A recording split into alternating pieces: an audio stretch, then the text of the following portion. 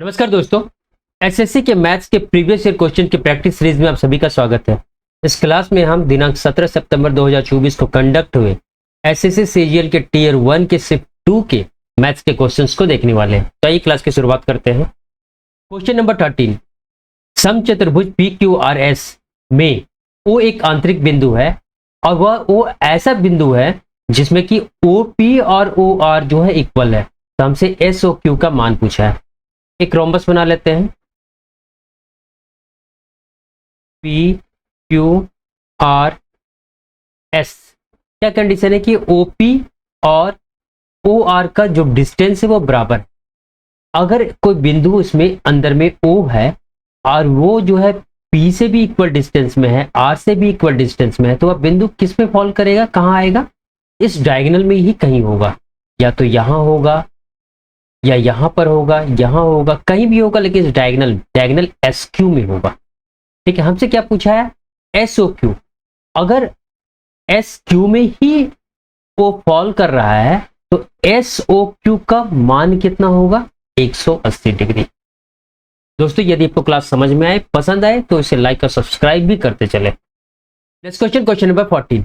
यहां एक bar chart दिया गया है जिसमें 2019 से 2022 तक के इलेक्ट्रिक कारों के वास्तविक और लक्षित एक्चुअल और टारगेटेड उत्पादन को दर्शाया गया है। अब क्वेश्चन में क्या पूछा गया है कि 21 और 22 में कारों का कुल लक्षित यानी कि टारगेटेड उत्पादन और 19 से लेकर 22 तक का वास्तविक उत्पादन, एक्चुअल जो प्रोडक्शन हुआ, उसका अनुपात पूछा है। तो शुरू में क्या है, 21 और 22 का टारगेटेड प्रोडक्शन कितना है? तो 70 और 80 जोड़ देंगे, 150। 150 जो है 25 के टेबल में आता है, 36 के टेबल में आता है, क्या नहीं आता है? तो ये आंसर नहीं हो सकता, ये भी आंसर नहीं हो सकता। अगर आपके पास टाइम कम हो और तुक्का मारना हो तो ए या सी में से किसी को भी टिक कर सकते हैं। अब 2019 से 22 तक में कुल एक्चुअल उत्पादन कितना है देखते हैं। तो यहाँ 36 हो गया, 32 हो गया, 60 और 8 68 और इसको 60 ले ले तो 128, एक कम हो जाएगा, 127 और 65, 120 और 60 180, 5 85, 85 और 7 92। तो इसको इधर लिखेंगे एक। देखिए 6 से कट रहा है 25 बार में, 6 से कट रहा है 3 बार में 18, एक बचेगा 12 आएगा, 2 32, option C. Next question, question number 15। Sine a plus cos a equal to इतना दिया है, हमसे इसका मान पूछा है। कैसे आएगा देखिए, इसको स्क्वायर करते हैं तो साइन स्क्वायर ए, क्योंकि इधर ए प्लस बी का होल स्क्वायर बनेगा, तो sine square a plus cos square a plus 2 into cos a into sine a equal to right hand side भी हम स्क्वायर करेंगे, 1 का स्क्वायर 1 और नीचे 2 अंडर रूट 2 को स्क्वायर करेंगे तो 2 का स्क्वायर 4 और अंडर रूट 2 का 2, 4 इंटू 2 8। ये दोनों का वैल्यू कितना हुआ? Sine square a plus cos square a equal to 1 होता है, तो 2 cos a into sine a equal to 1/8, और ये जो एक यहां पर है इधर जाके माइनस हो जाएगा, इक्वल टू 8, और ऊपर क्या होगा? 1 माइनस 8, 8 इंटू 1 8, माइनस होगा तो 7 आ जाएगा। 2 cos s into sine a equal to इतना गया है। अब हम जानते हैं कि sine square a plus cos square a equal to 1 होता है। दोनों साइड स्क्वायर करेंगे तो क्या हो जाएगा? Sine 4a plus cos 4a plus 2 sine square a cos square a equal to 1। ये तो हमको याद करना है यहाँ, तो ये question mark equal to 1 minus 2 sine square cos square A 2, और यहां से sine A into cos A equal to क्या हो जाएगा? इस 2 को भी इधर ले जाते हैं, कितना आ गया? -7 और नीचे 8 इंटू 2 का स्क्वायर, क्योंकि यहां पर स्क्वायर है दोनों में, इज इक्वल टू 1 माइनस 2, 7 का स्क्वायर 49 हो जाएगा, माइनस का स्क्वायर तो प्लस हो जाएगा, 88 64 हुआ, और 2 गुने 2, 2 से 2 कट गया, इक्वल टू 64 दूनी 128 होता है, 128 में से 49 घटाएंगे और नीचे क्या आ जाएगा? 128। 128 देखते के साथ ही आप ऑप्शन बी को टिक कर सकते हैं। Next question, question number 16। 8 into a to the power cube plus b to the power cube plus 27 into c to the power cube equal to 18 a b c दिया हुआ है और हमसे ए बी सी का रिलेशन पूछा है। अगर ऐसा दिया है तो इसका मतलब क्या हुआ, 2 इंटू ए का पावर क्यूब प्लस बी का power cube plus 3 into c का power 3 equal to 18 a b c. इसको भी इधर ले जाएंगे तो यहाँ क्या हो जाएगा, माइनस इक्वल टू 0। और ऐसा कब होता है, जब x plus y plus z equal to 0 होता है। इसका मतलब क्या हुआ कि 2a x का जगह यहाँ क्या हो गया 2a, y के जगह b और z का जगह 3c इज इक्वल टू 0। तो हम चेक करेंगे ऑप्शन से कौन इसको टैली सेटिस्फाई करता है। ये इधर आएगा तो माइनस 2a हो जाएगा, नहीं है माइनस में, प्लस में है। ये इधर जाएगा तो देखिए सभी प्लस में हो रहा है और 2a plus B plus 3c, तो यही ऑप्शन सही है। Next question, question number 17। इस एक्सप्रेशन का हमको वैल्यू बतलाना है। 4 इंटू कोस 90 माइनस थीटा को क्या लिख सकते हैं, 4 cos 90 minus theta equal to क्या हो गया, साइन थीटा, और sine cube 90 plus theta equal to क्या हो जाएगा, कोस का पावर 3 थीटा माइनस यहाँ पर 4 कोस 90 प्लस थीटा है तो यहाँ पर साइन 90 प्लस थीटा है तो ये क्या हो जाएगा कॉस थीटा, और यहाँ पर cos two the power 3 90 minus theta है तो ये क्या हो जाएगा sign to the power 3 theta by नीचे क्या हो जाएगा 2 से ये कटेगा तो 90 और यहाँ भी कटेगा तो plus 4 theta. Cos 90 plus 4 theta है, ये क्या हो जाएगा sine 4 theta is equal to ऊपर क्या है 4 साइन थीटा और कॉस थीटा दोनों एक्सप्रेशन से अगर बाहर निकाल लें तो यहाँ cos square theta minus sine square theta बचेगा डिवाइडेड बाय साइन 4 थीटा। अब यहाँ पर देखिए sine theta into cos theta 2 से मल्टीप्लाई कर दिया जाता है तो क्या हो जाता है ये साइन 2 थीटा। तो यहाँ पर हम लिख सकते हैं इसको 2 इंटू, अगर इसको हम 2 गुने 2 कर दें तो 2 को एक साथ यहाँ ले ले तो यही वाला बनेगा, यही चीज आएगा इक्वल टू क्या हो गया साइन 2 थीटा। और यह क्या होता है कॉस 2 थीटा का यह फॉर्मूला है बाई नीचे क्या है साइन 4 थीटा, इसको हम क्या ले सकते हैं 2 sine 2 theta into cos 2 theta. यहाँ पर माइनस होना चाहिए था, क्यों, क्योंकि 90 प्लस समथिंग आ रहा है और 90 प्लस समथिंग क्या होगा इस सेकेंड क्वाड्रेंट में आएगा और यहाँ सिर्फ साइन जो है पॉजिटिव होता है और हमको यहाँ पर क्या था कॉस थीटा प्लस कुछ था तो जो भी इसका वैल्यू आएगा वो माइनस में होगा। तो यहाँ भी माइनस, यहाँ भी माइनस, सब कुछ कट गया इक्वल टू क्या आया -1, option A. Next question, question number 18। एक वस्तु 2 व्यापारियों के हाथों से होकर गुजरती है और मूल क्रय मूल्य पर 40% के लाभ पर बेची जाती है। पहले व्यापारी को 30% लाभ होता है तो दूसरे को कितना लाभ होगा। हम मान लेते हैं मूल सीपी जो है 100 है और फाइनली कितने में बेचा जा रहा है वह तो 40% के लाभ पर, प्रॉफिट कितना है 40%, तो 100 का सामान 140 में बेचा गया होगा। जो पहला व्यापारी है, फर्स्ट व्यापारी है, वो 30% लाभ पर बेच रहा है, 130% पर बेच रहा है वो, ठीक है। तो दूसरे व्यापारी को कितना लाभ हुआ होगा, दूसरा व्यापारी 130 में खरीद रहा है और 140 में बेच रहा है, तो कितना का डिफरेंस हुआ 10 का। 10 उसको लाभ होना चाहिए किस पे 130 पे गुना 100, तो ये कट जाएगा 13 सत्ते 91 होता है, 9 बचेगा, 9 सही 9 ऊपर आएगा और नीचे 13, 7 सही 9/13, option B. Next question, question number 19। यह इक्वेशन है और इस एक्सप्रेशन का हमको मान बतलाना है। देखिए अगर हम a इक्वल टू 1 ले ले तो क्या सेटिस्फाई हो रहा है, यहाँ a to the power cube 1 हो जाएगा, यहाँ पर 3 into a to the power square है तो 1 ही रहेगा, तो मतलब 3 ही हो गया, और 3 इंटू 1 3, 3 3 6 और 1 7 इक्वल टू RHS, तो ये बिल्कुल वैलिड है। यहाँ हम 1 रख देंगे, a टू द पावर 2 मतलब 1 प्लस 2 इंटू a यानी कि 2, 2 और 1 3। Next question, question number 20। 30 विद्यार्थियों का एक समूह परीक्षा में सम्मिलित हुआ, 12 विद्यार्थियों का औसत कितना है 62, 12 का जो औसत है 62 है और शेष 30 विद्यार्थी थे जिसमें 12 का दिया हो तो शेष कितना बच गए? 18। इनका औसत कितना है? 76। हमसे पूरे समूह का औसत पूछा है, हम कुछ समय के लिए इसको 62 ही मान लेते हैं। 62। अगर दूसरा वाला ज्यादा है तो जो ओवरऑल औसत होगा वो 62 से ज्यादा होगा। ये कितना ज्यादा है? 14। 76 माइनस 62 करेंगे तो 14 आएगा। कितने छात्रों में ये के लिए है? 18 के लिए। 18 से गुना कर दें।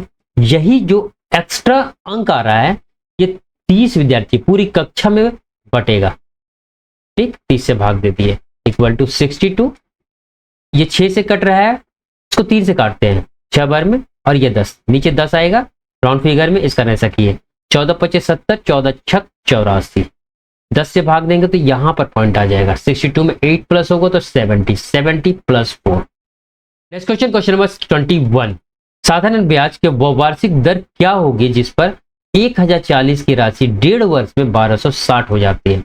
यानी कि अमाउंट यहाँ 1230 हो जा रहा है, प्रिंसिपल अमाउंट कितना है? 1040, टाइम कितना है? 1.5।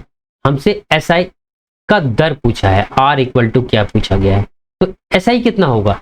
ए माइनस पी इक्वल टू 1230 में से हम 1040 माइनस कर देंगे, इक्वल टू कितना हो जाएगा? 190। तो रेट इक्वल टू एसआई का जो रेट है वो कितना हो जाएगा? SI into 100 by P into T होता है फॉर्मूला। एसआई कितना? 190 गुने 100, पी कितना? 1040, 1040 इंटू टाइम कितना? इसका मतलब क्या हुआ? 3/2। तो 3 नीचे रह जाएगा, 2 ऊपर चला जाएगा। 0 से 0 कट गया, 2 से ये 52 बार में कट रहा है, और फिर ये 4 से कट रहा है 13 बार में, 4 से ये कट रहा है 25 बार में। 25 गुने 19 कितना होगा? 25 गुने 20 500, 500 से 25 कम 475, और बटे कितना? 13 तिया 39। 39 से भाग देंगे इसको तो एक बार में 39 जाएगा, 8 बचेगा, 85 हो जाएगा। 2 बार में फिर कितना हो जाएगा? 78, 7 बचेगा, 7/39%। Option C. Next question, question number 22। एक चुनाव में 2 उम्मीदवारों ने चुनाव लड़ा।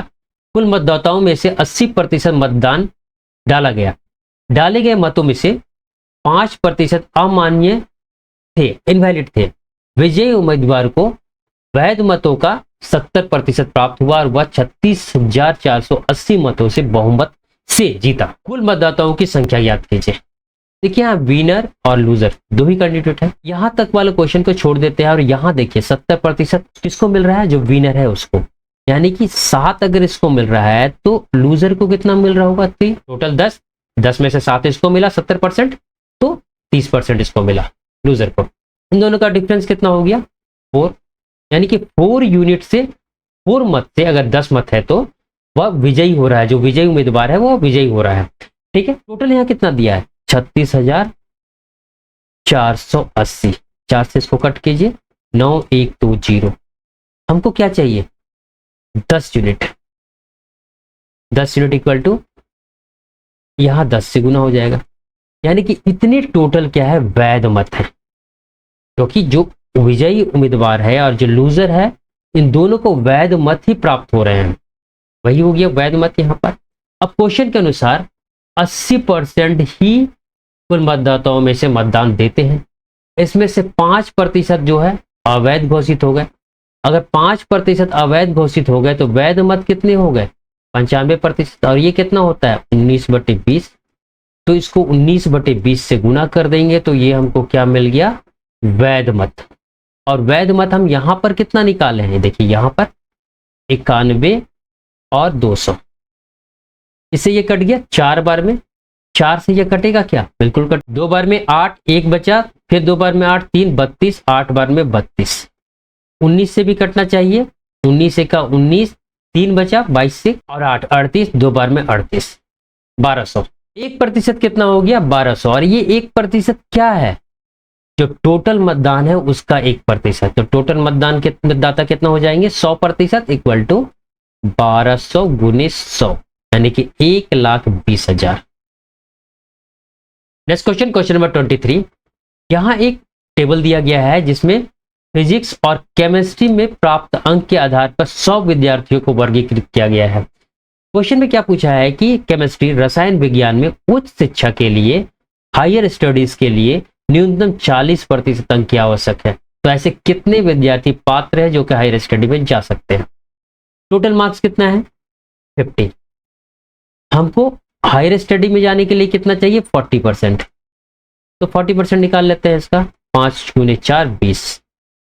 20 अंक या उससे ज्यादा जो प्राप्त किए हैं वही जो है हायर स्टडीज के लिए एलिजिबल है। 20 या उससे ऊपर यहां पर है। किस विषय का बात हो रहा है? केमिस्ट्री का। टोटल कितना है? 66। Next question, question number 24। एक दुकानदार अपने सामान पर 40% की छूट देता है, इसके बाद 20% का अतिरिक्त छूट देता है। इन दो क्रमिक सक्सेसिव छूटों के बराबर एकल छूट क्या होगा? पहला छूट 40% का, दूसरा छूट 20% का, माइनस माइनस प्लस 40 गुने 20 बटे 100। एक जीरो से एक जीरो, एक जीरो से एक जीरो, इन दोनों को जोड़ेंगे तो कितना आएगा? 60%। और इधर 4 दूनी 8, माइनस 8%। घटा दिए तो 52%। Next question, question number 25। एक टंकी को दो पाइप अलग अलग क्रमशः 8 मिनट और 10 मिनट में भर सकते हैं। दोनों पाइपों को एक साथ खोला गया, परंतु किसी रुकावट के कारण पहले पाइप से उसकी सामान्य मात्रा का 5/8 भाग और दूसरे पाइप से 3/5 भाग ही पानी प्रवाहित हो रहा था। बाद में रुकावट अचानक हट गया और उस समय के बाद 3 मिनट में टंकी पूरा भर गया। पूर्ण प्रवाह शुरू होने से पहले कितना समय बीता था? यानी कि 3 मिनट जब ऑब्स्ट्रक्ट था, टंकी में जो ऑब्स्ट्रक्ट हुआ किसी तरह का, ये हट के फुल फ्लो जब हुआ उससे पहले तक टंकी कितने समय तक भरा गया है दोनों पाइपों से? पहला पाइप अगर ए है तो ये 8 मिनट में भर रहा है, दूसरा 10 मिनट में भर रहा है। इन दोनों का एलसीएम 40 को भाग देंगे 8 से तो 5 और यहाँ 4। ये जो है दोनों पाइप का एफिशिएंसी हो जाएगा। अब यहाँ पर जो ऑब्स्ट्रक्शन के कारण 5/8 भाग और 3/5 भाग ये पानी का प्रवाह है, इसको थोड़ी देर के लिए भूल जाते हैं और लास्ट वाला देखते हैं कि 3 मिनट में टंकी जो है पूरा भर रहा है, ऑब्स्ट्रक्शन जब हट रहा है उसके बाद। यानी कि 3 मिनट तक ये दोनों अपनी फुल क्षमता से काम करते हैं। फुल क्षमता क्या है? 5 और 4 9, तो 9 या 27 यूनिट इस 3 मिनट में काम हो जाता है। तो 40 यूनिट तो टोटल काम था यहाँ पर, इससे 27 यूनिट घटा देंगे तो 13 यूनिट काम जो है, जो ऑब्स्ट्रक्शन हुआ था उस समय ये दोनों पाइप काम कर रहे हैं। अब पहले पाइप का क्षमता 5 था, ये 5/8 क्षमता से भर रहा है इसको ऑब्स्ट्रक्शन के कारण, और दूसरा पाइप का क्षमता क्या है? 4 है, और यह 3/5 क्षमता से चल रहा है ऑब्स्ट्रक्शन के कारण। तो इन दोनों का एफिशिएंसी क्या हो जाएगा इस समय जब ऑब्स्ट्रक्शन है, जब कुछ रुकावट है उस समय? 5 गुने 5 25 हो गया, 25/8 प्लस 12/5, 5 गुने 25 125 हो जाएगा, और 12 8 96, और नीचे क्या हो गया? 8 5 40। इन दोनों को जोड़ेंगे तो 96 और 25 121, 121 और 100 221/40।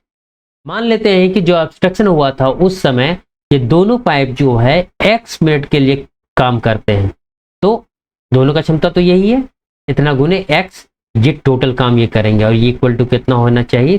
13 यूनिट। 13 से कट रहा है क्या? 13 हो जाएगा, 7 8 9 9 और 1 91, 13 7 91। तो x इक्वल टू कितना हो गया? 40/17। इतना मिनट तक ये क्या करेंगे? तो ये दोनों काम किए थे इस रुकावट के समय में। तो 17 दूनी 34 होता है, और ऊपर क्या बच जाएगा? 6, और नीचे क्या जाएगा? 17। किस ऑप्शन में? सी।